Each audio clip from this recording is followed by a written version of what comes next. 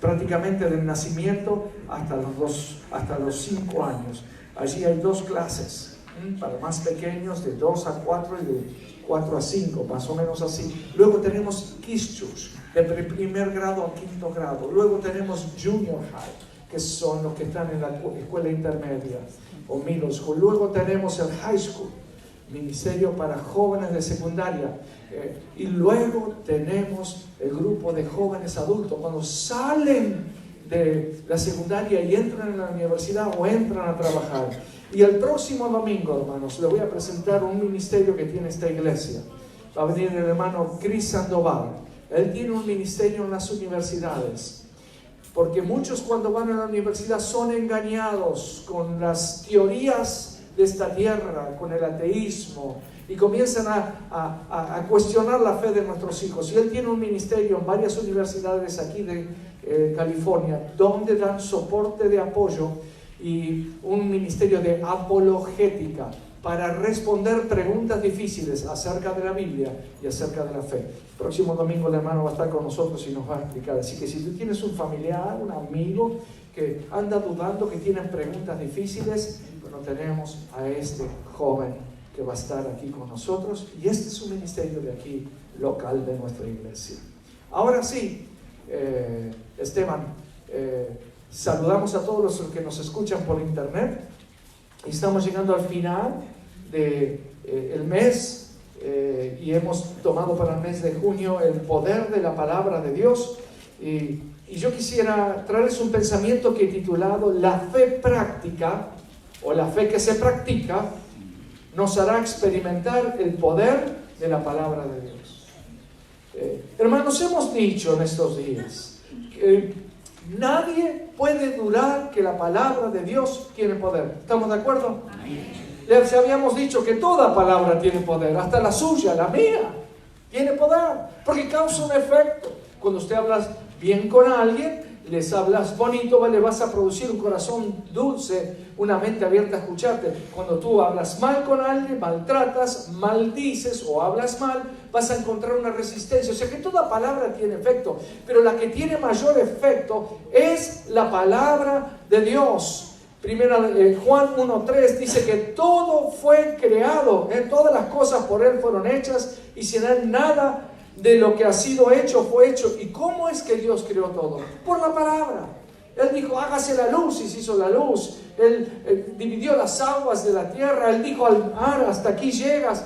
Todo por su palabra. Es impresionante el poder de la palabra de Dios. Y la palabra de Dios, escúcheme bien, la Biblia, que es el manual de instrucciones para la vida, tiene respuesta y puede cambiar cualquier situación o traer consuelo y esperanza a cualquier circunstancia. Isaías 48, léalo conmigo, que dice: sécase la hierba, marchítese la flor, mas la palabra del Dios nuestro permanece ¿para qué? Para siempre. Hermano, tenemos vida eterna en Jesucristo.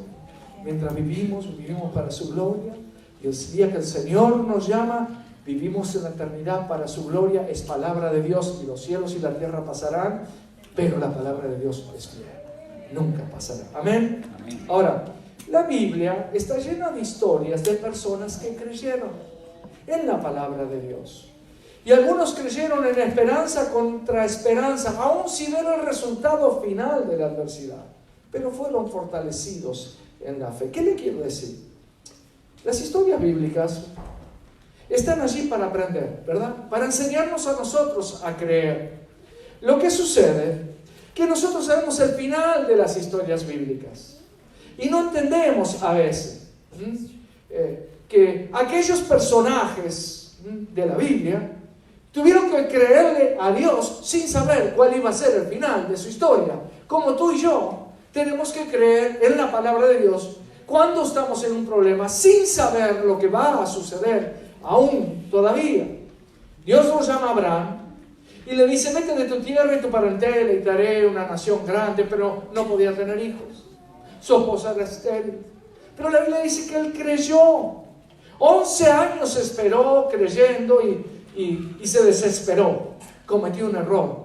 ¿Cuántos se acuerdan la historia de Abraham, que él tomó por consejo de su misma esposa a la sierva Agar, y allí quisieron ayudar a Dios, pero ese no era el plan de Dios. A veces, hermanos, nosotros cuando estamos esperando y creyendo, nos desesperamos y cometemos errores. ¿Alguna vez le pasó esto a usted? Estoy creyendo, pero no está sucediendo lo que pido. Entonces, es difícil creer que Dios y su palabra puede afectar mi presente.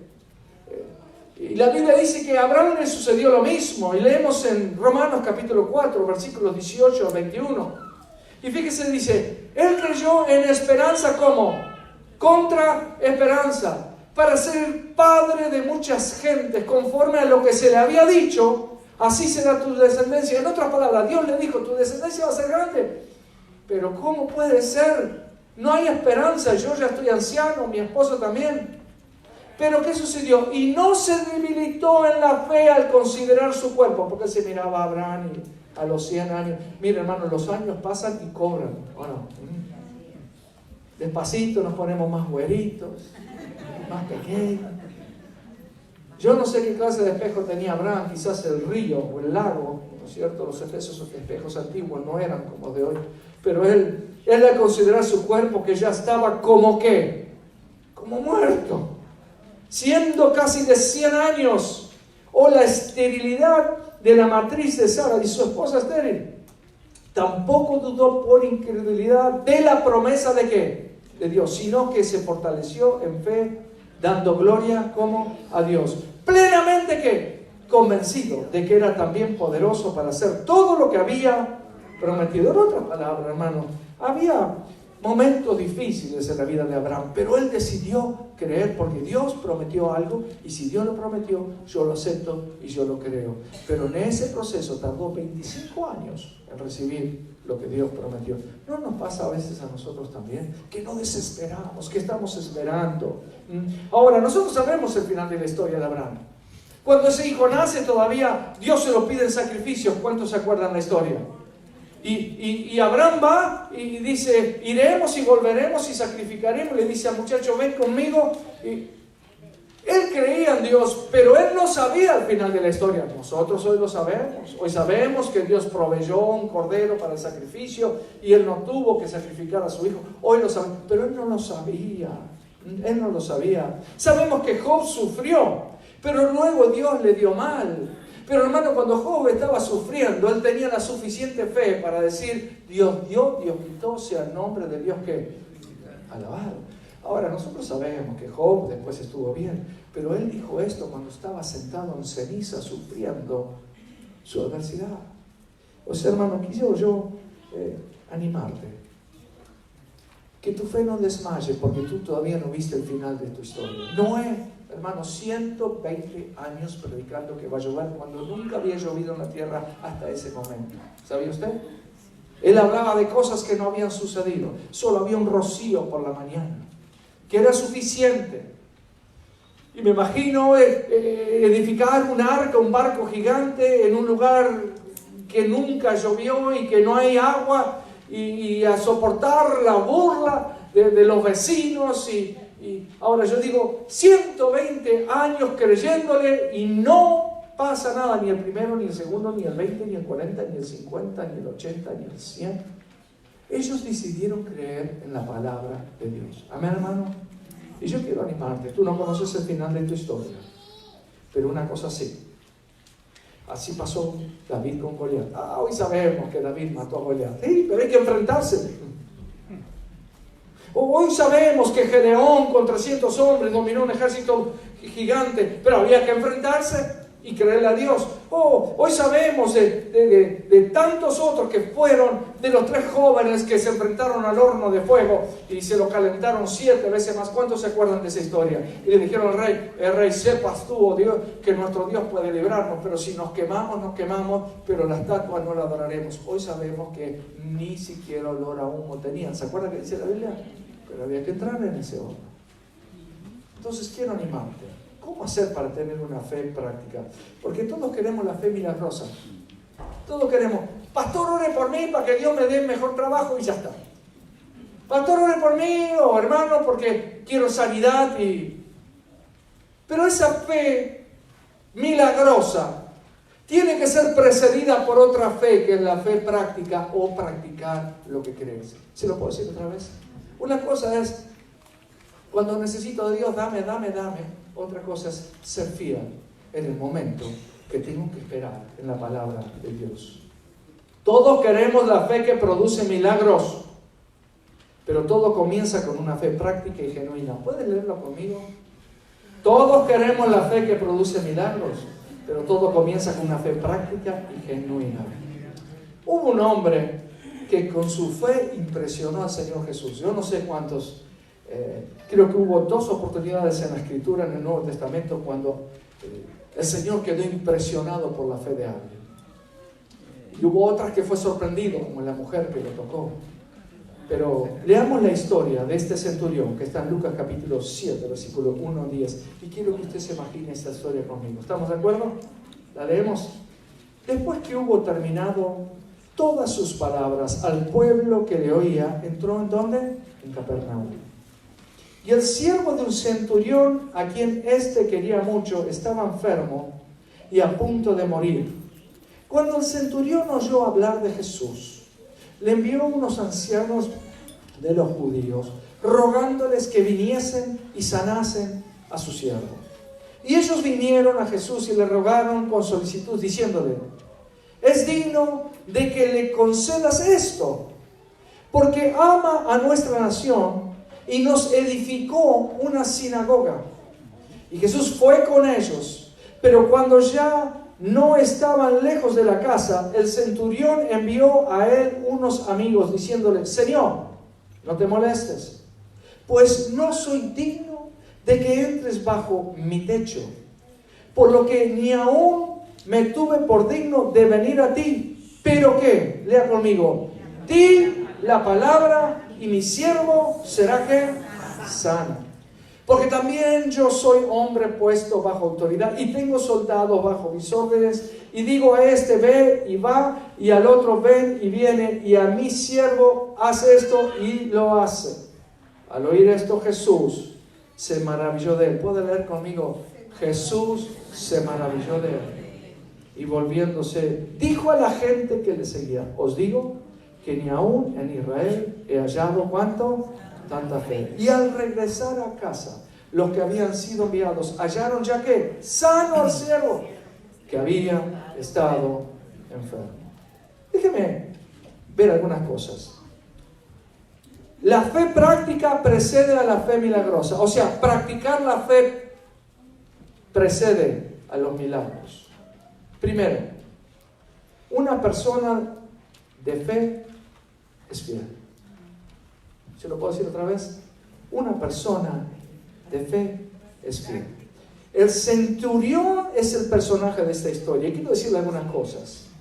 El hecho de ser un centurión lo hacía una persona especial. No cualquiera llegaba a ser centurión del ejército romano. Era como un coronel en nuestros días. Todos los centuriones que se mencionan en la Biblia eran personas muy disciplinadas y respetables. El centurión que estaba cuando Jesús fue crucificado, dice en Mateo 27:54, que cuando él estaba allí, dice: y el centurión y los que estaban con él guardando a Jesús, visto el terremoto y las cosas que habían sucedido, temieron en gran manera y dijeron, ¿qué dijeron? Verdaderamente este era Hijo de Dios. O sea, este centurión es otro centurión, pero tenía sentido cuando veía algo que era verdad. Tenía sentido de justicia, tenía sentido de equidad.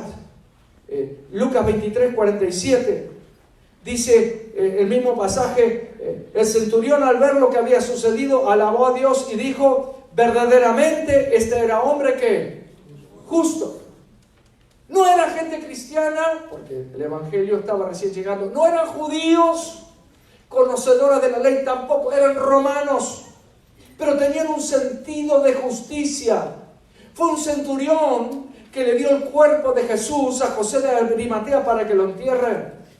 O sea, hubo otro centurión que cuidó la cárcel a Pablo, y cuando recibió órdenes de tratarlo bien, lo trató bien. Hechos 24-23 dice: y había en Cesarea un hombre llamado Cornelio, centurión de la compañía llamada la Italiana, y Y se lee más, piadoso y temeroso de Dios, ¿con qué? Con toda su casa. Y que hacía muchas limosnas al pueblo y oraba a Dios, ¿cuánto? Podemos seguir mirando centuriones, pero quiero decirle, estos personajes eran especiales. No cualquiera podía llegar a ser centurión. Hay historiadores que nos dan información acerca de los centuriones. Polibio, un historiador, en sus escritos nos dice que necesitaba ser no solo una persona militar que inspire temor por su autoridad, pero que sea de acción firme, que sea digno de confianza, que sea fiel, que no se apresure a entrar en combate y en conflicto, que mida las consecuencias de sus dichos y de sus acciones. Debe estar dispuesto a defender la causa hasta morir por sus soldados y su causa. Y si el centurión no fuera una persona genuina, no podría conservar su puesto. Tenía que ser real, tenía que ser bueno, tenía que ser especial. Y a mí me llama la atención, todos queremos la fe que produce milagros. Yo quiero algo que me produzca un milagro. Pero quiero decirte que todo comienza primero siendo una persona genuina delante del Señor. Allí todo comienza. Ser una persona de confianza, con sentido de piedad y disciplinado en la vida. Porque muchas veces Dios va a obrar, pero muchas veces vamos a tener que creer contra esperanza, como creyó Abraham. Entonces, lo importante es vivir la fe primero, mostrar fruto de lo que crees, para después tener la fe milagrosa. No sé si me entienden, lo estoy aburriendo en esta mañana. ¿Están aquí? ¿Cuántos centuriones hay aquí? Genuinos delante del Señor. Porque es fácil, vivimos como queremos, pero después, Señor, dame el milagro.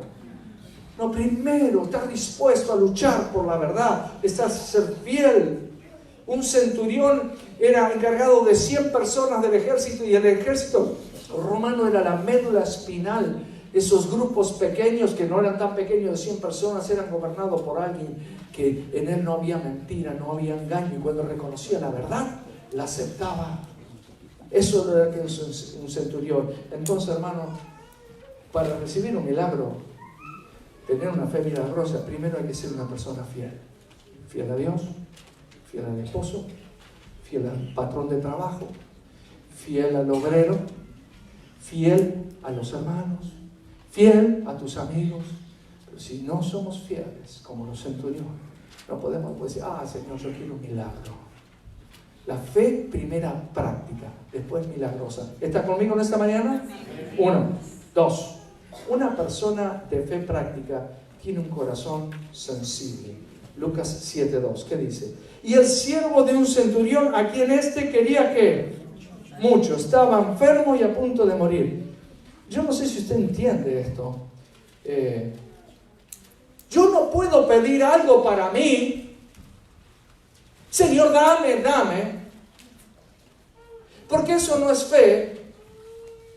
Cuando yo no miro la necesidad de otro. O sea, yo quiero que tú me des a mí lo que yo necesito. Pero allí hay una necesidad. Ese siervo está enfermo y yo lo amo y su necesidad me toca a mí y me duele a mí. Mi hermano, para que usted entienda, si tú miras el corazón de este centurión, dice la Biblia que vino a pedir a Jesús por su ¿qué? Su siervo.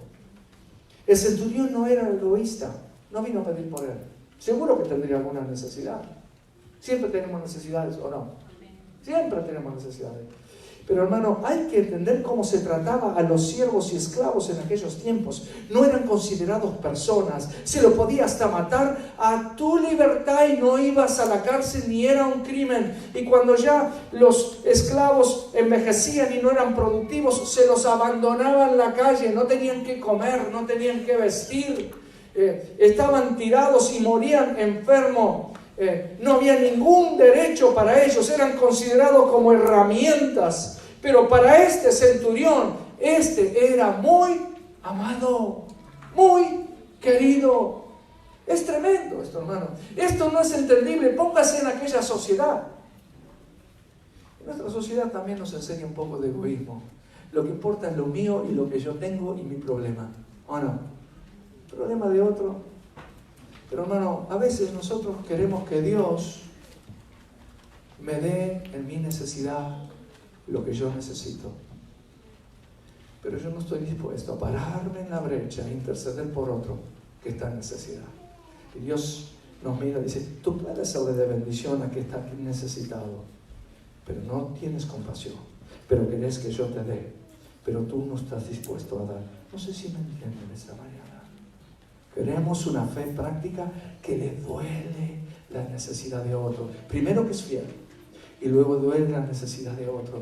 Lo suficiente para poder interceder. Este centurión tenía fe en las palabras de Jesús porque ya puso en práctica las enseñanzas de Jesús. Ella entendía, Gálatas 3:28, que para Dios no hay griego ni judío, esclavo ni libre, no hay varón ni mujer, porque todos vosotros sois uno en Cristo que Jesús. O sea, él ya estaba viviendo las enseñanzas de Jesús, a pesar de que no era judío. Entonces él tenía fe en las palabras de Jesús. En otras palabras, hermano, primero, queremos la fe milagrosa. Yo la quiero, yo quiero milagros. ¿Amén? ¿Cuántos quieren? Lo primero que ser fiel. Segundo, que tener compasión. Dios no me puede dar los milagros para satisfacer mi necesidad cuando yo no estoy dispuesto a satisfacer la necesidad de otro. ¿Está conmigo en esta mañana? La fe da frutos. La sensibilidad al dolor de otro, a la necesidad de otro, va a hacer que Dios mire nuestra necesidad. ¿Se lo puedo decir otra vez? La fe da frutos. La sensibilidad al dolor de otro, a la necesidad de otro, va a hacer que Dios mire nuestra necesidad. Yo siempre cuento la historia de un papá que tenía 2 hijos y repartió sus chocolates entre ellos. Esto me lo enseñó el hermano Esteban, que es nuestro pastor ejecutivo. Hace muchos años me contó, y yo lo conté varias veces, pero aguante una más. ¿Estamos de acuerdo? Mi papá tenía 2 hijos, hay muchos que no lo escucharon. Tenía 2 hijos y le dio un chocolate a cada uno.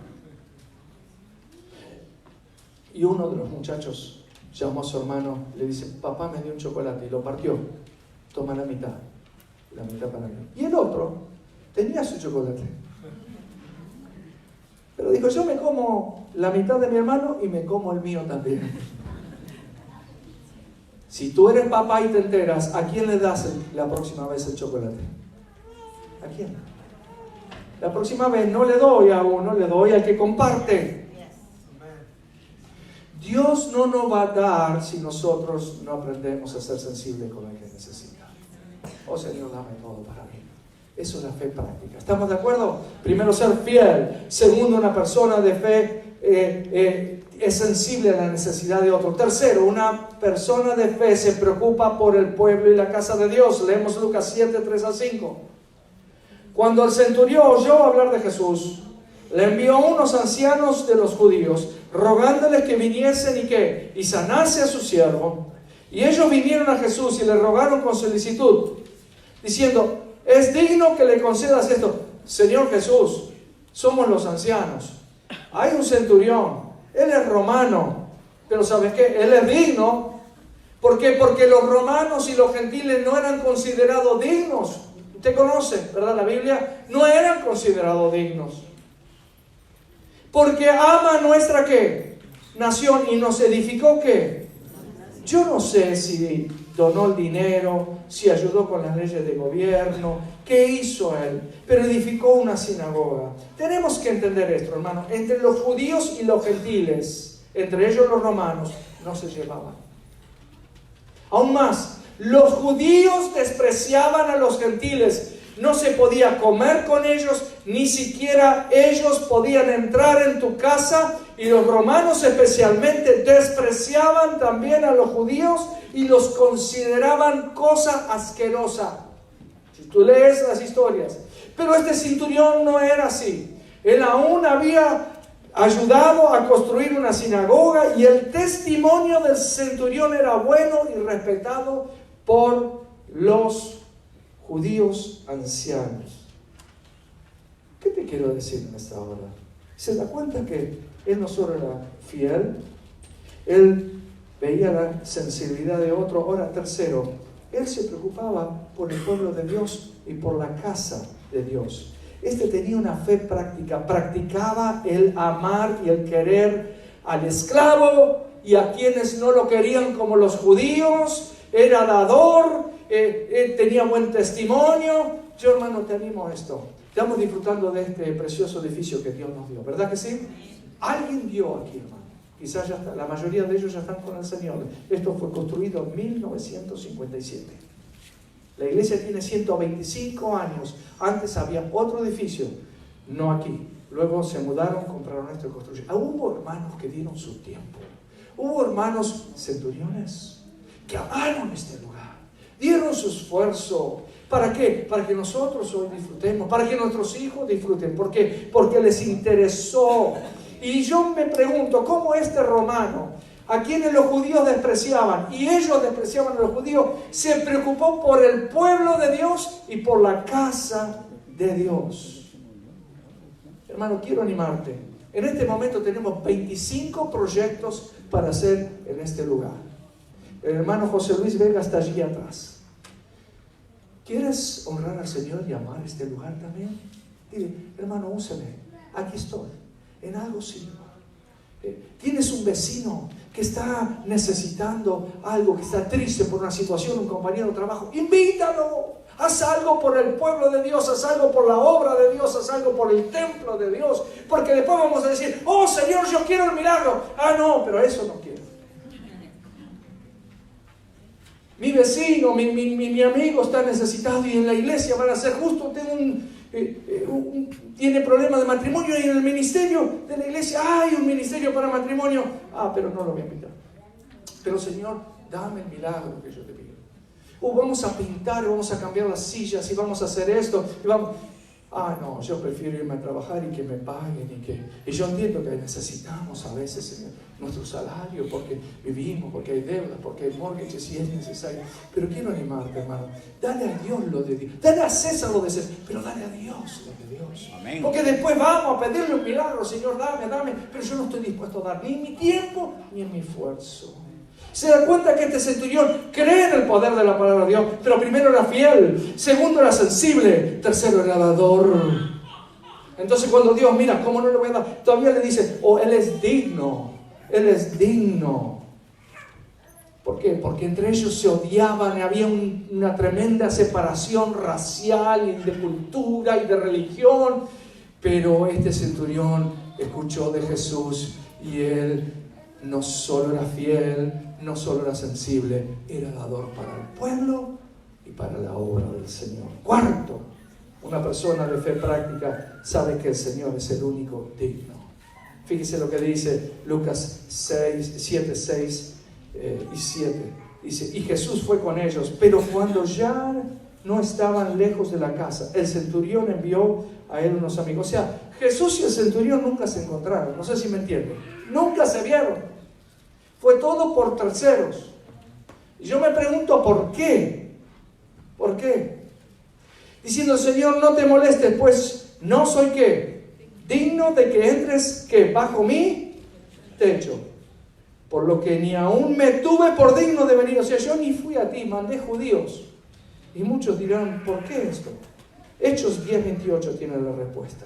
Fíjese lo que dice. Hechos capítulo 10, versículo 28.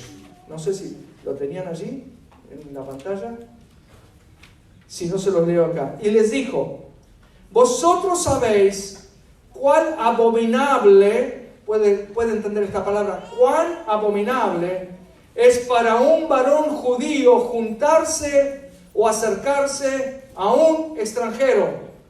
Pero a mí me ha mostrado Dios que a ningún hombre llame común o inmundo. Y esto es cuando los primeros creyentes, libro de los Hechos, capítulo 10, versículo 28, comenzaron a predicarle el evangelio a los no judíos. Antes era así, cuando nació la iglesia. Lo vamos a volver a leer para que usted entienda. Esta es una verdad importante. Jesús sabe, el centurión sabe que Jesús era judío. Y para los judíos la ley no les permitía ir a la casa de un gentil.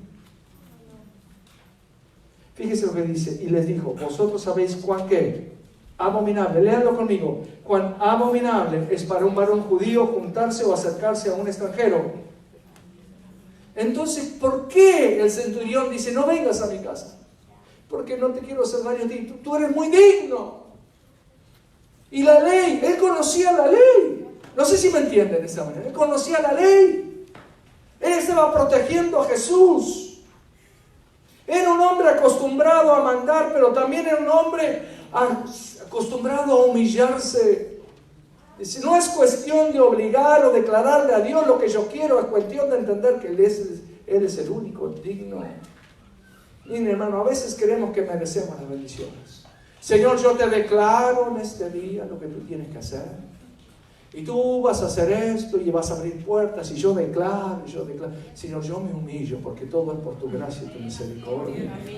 No es cuestión de declararle a Dios lo que Él tiene que hacer. Dice, yo soy hombre de poder, yo soy hombre de autoridad. Yo obedezco, digo cosas y la gente obedece. Pero tú eres digno y yo no soy digno. Hermano, ¿sabes cuando el Señor nos da una fe milagrosa? Cuando entendemos su dignidad y su poder y nuestra pequeñez. ¿Estamos de acuerdo?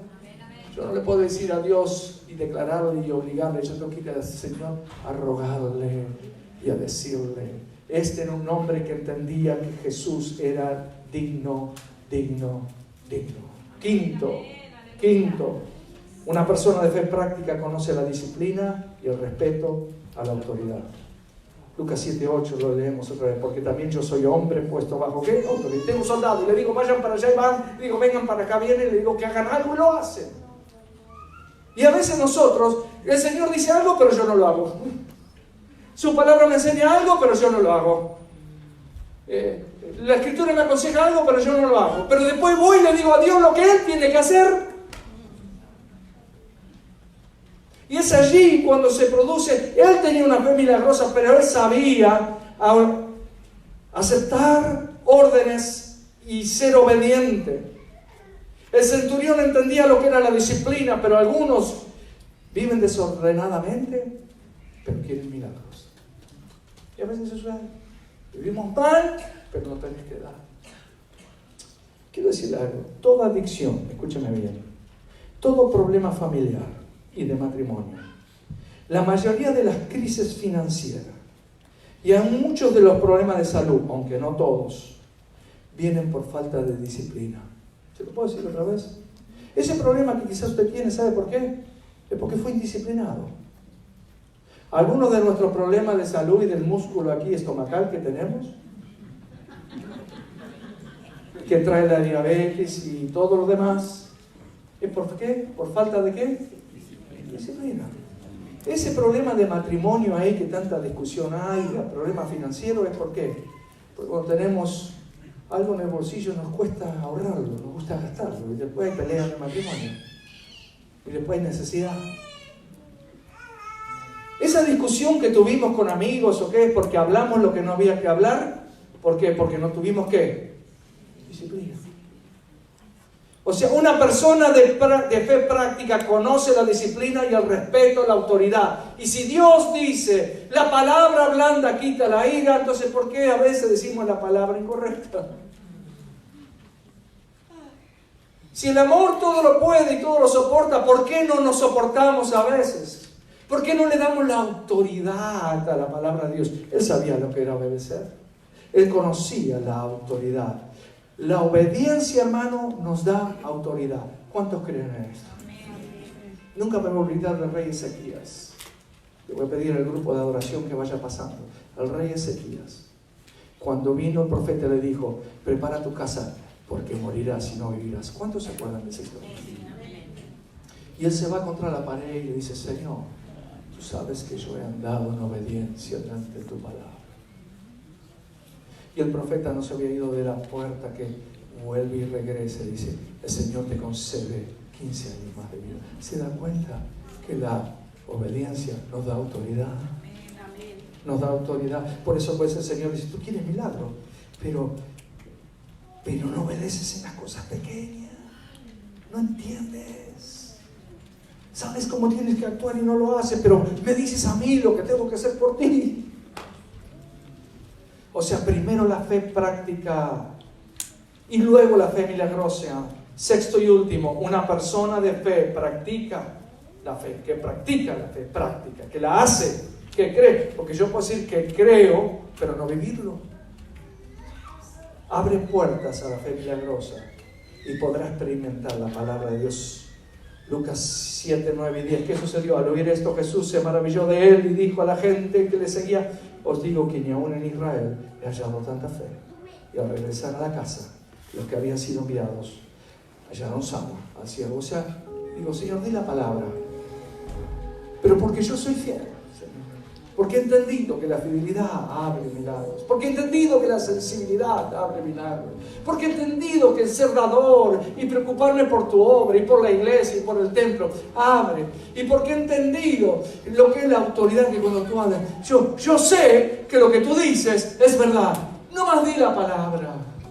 Porque yo estoy viviendo la fe práctica antes de querer pedirte los milagros. Los religiosos no calificaban a este hombre ni por su nacionalidad ni por su entorno, pero esta fe impresiona a Jesús. Quiero animarte a comenzar juntos a imitar al centurión de esa hora. Escúchame bien.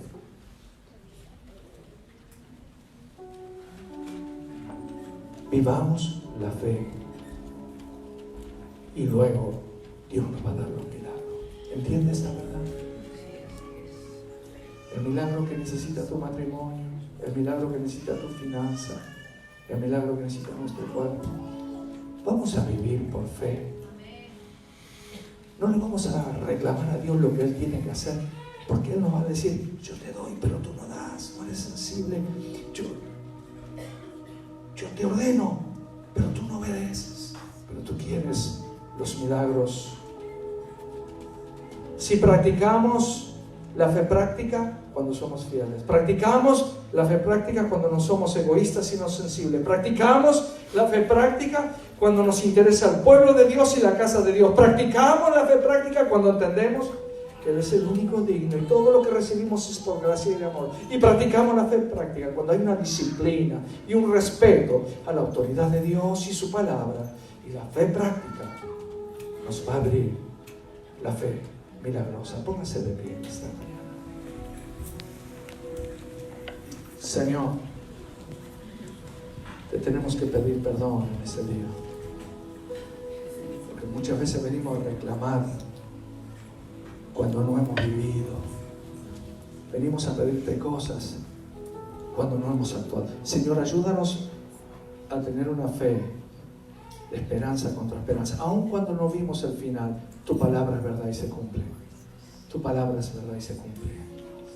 Si el Señor te habló en esa mañana, Él quiere darte milagros y los milagros traen gloria a Dios. Pero el milagro más grande es que nosotros vivamos una fe práctica.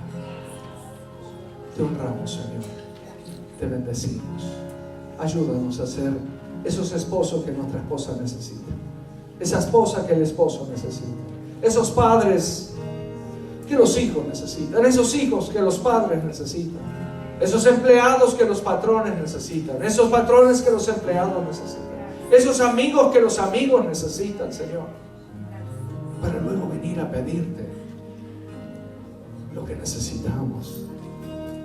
Señor, aquellos que se preocupan por tu casa, que se preocupan por la obra, que quieren traer las buenas noticias a todos, Señor. Después nos vamos a tener la autoridad con humildad de presentarnos delante de ti y pedir tu bendición. En el nombre de Jesús, Señor.